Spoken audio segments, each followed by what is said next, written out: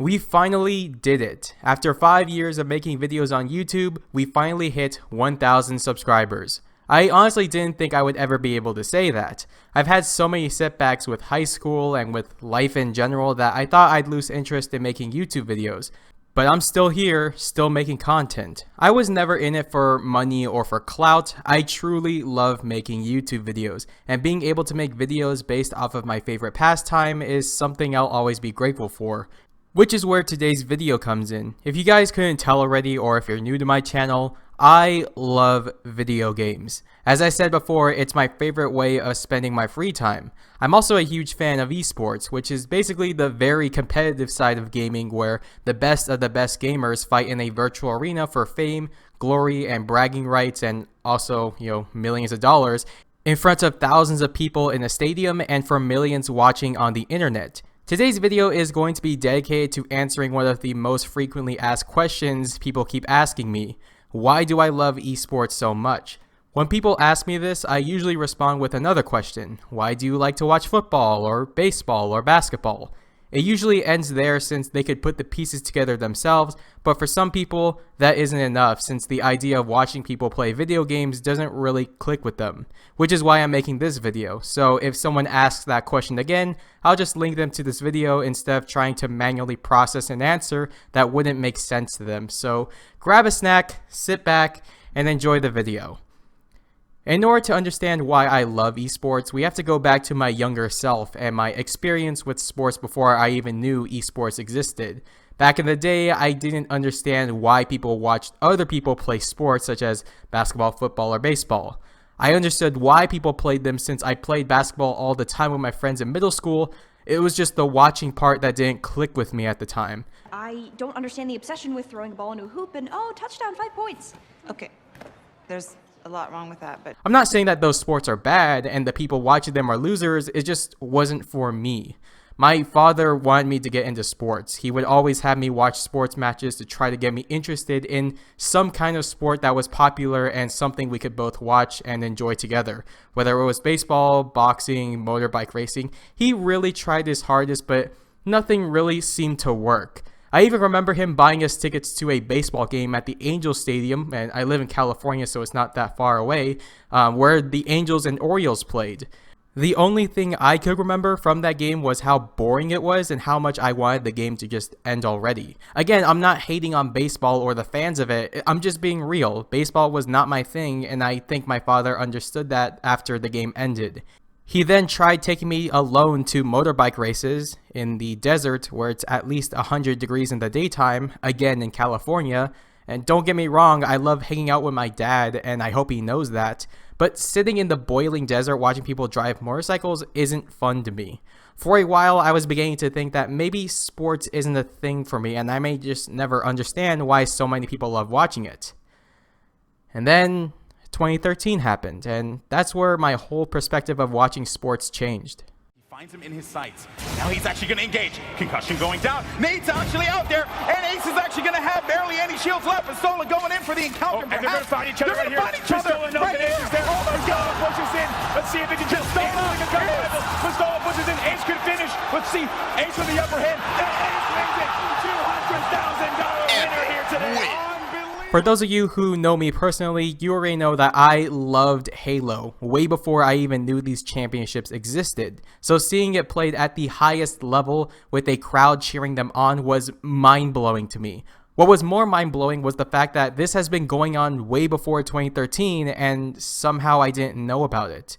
After that, I began to learn that teams such as Evil Geniuses, Team Liquid, and Final Boss existed and how they had rosters in multiple games. I began to catch up with older tournaments and kept up with the new ones. I started to do research on the pros themselves, their lifestyles, and their backstories. I pretty much fell in love with esports overnight, and I knew that if I was going to be into some kind of sports for the long run, this was going to be it. My love and curiosity for esports only grew further when I started playing games like CSGO and Overwatch and began to gain interest in their pro scenes. As I was learning and enjoying these games, I finally began to understand why people love watching traditional sports. There's just something amusing about watching the best players in your favorite game or sport battling it out to find out which player or team is the best in the world. And I think that explanation can be applied to any form of competition that currently exists. One thing that applies to esports alone is that the games are not limited to the laws of physics we live in. This opens up so many opportunities for creative games such as Rocket League and creates opportunities for players to pull off things like this. What is this? What are they doing right now? That is interesting. That is a really... You get over the roof there?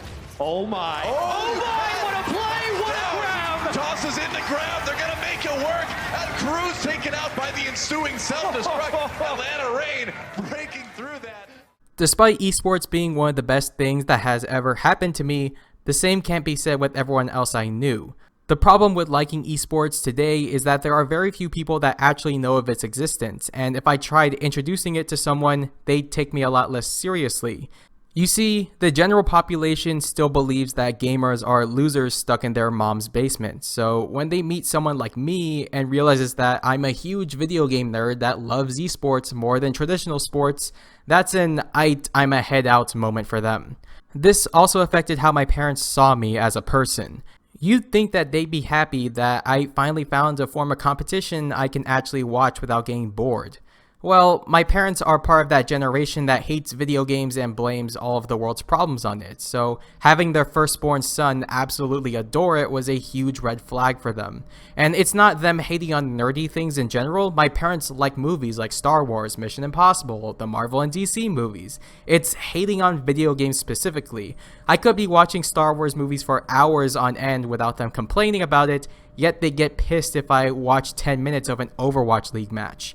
Something tragic must have happened early in my parents' life that made them hate video games. I wouldn't be surprised at this point if my parents told me that they lost an uncle I didn't know existed from an arcade machine electrocuting them to death. The only logical explanation I can think of to justify their hate towards gaming and gamers is the media.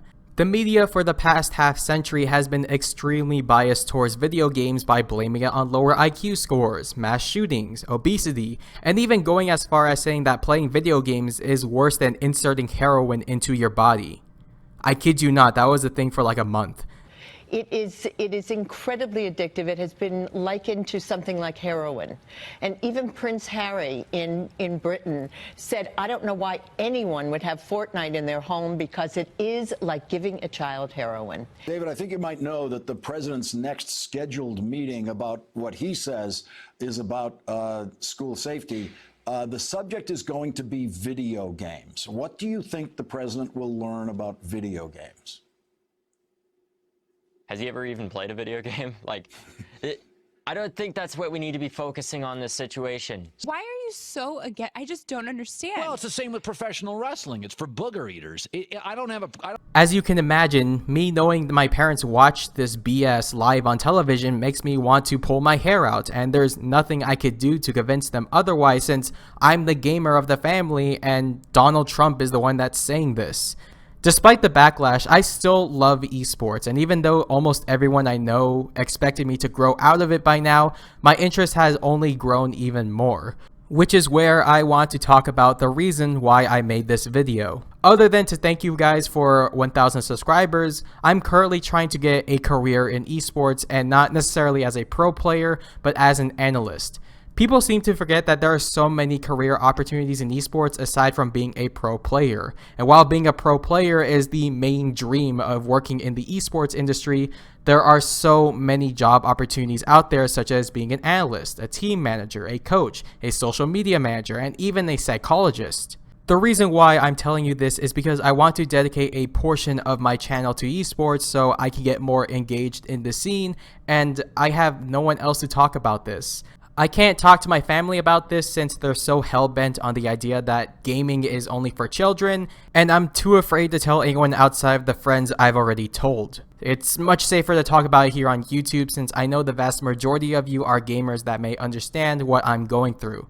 I also understand that this is one of those choices that can determine how my entire life will go, but I'm more than sure that I want some kind of career in this industry, and I'm willing to do whatever it takes to get there. Thank you guys once again for 1,000 subscribers. I hope you guys stick around till we hit 2,000 or 3,000 or even 10,000. I may never become the next PewDiePie or the next Vanoss Gaming, but I truly love making YouTube videos, and I'm going to be making videos for as long as I can. I hope you did enjoy the video. Leave a like, comment, subscribe for more content, and I will talk to you all later. Peace.